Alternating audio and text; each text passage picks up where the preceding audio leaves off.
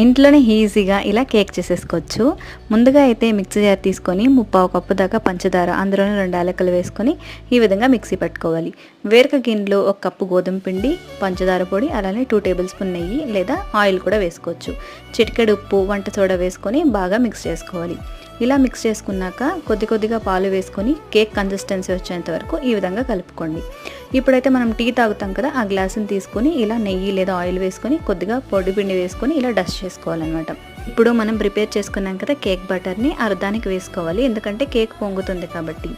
ఇప్పుడు కుక్కర్ పెట్టుకుని దాంట్లో స్టాండ్ పెట్టేసి దానిపైన ఇలా ఒక ప్లేట్ పెట్టుకోండి. ఒక 10 నిమిషాలు హీట్ చేసుకున్నాక ఇలా ఒక్కొక్క గ్లాస్ పెట్టుకోవాలన్నమాట. ఇలా పెట్టేసి కుక్కర్ మూతకి లబ్బరు అలానే పైనున్న విజిల్ తీసేసి ఈ విధంగా క్లోజ్ చేసేయాలి. 30 లేదా 35 నిమిషాలు మీడియం ఫ్లేమ్లో కుక్ చేసుకొని ఇలా గుచ్చి చూస్తే ఏమీ అంటుకోకుండా వచ్చిందంటే కేక్ అయితే రెడీ అయిపోయింది. చల్లారిపోయాక డిమోల్డ్ చేసుకోండి.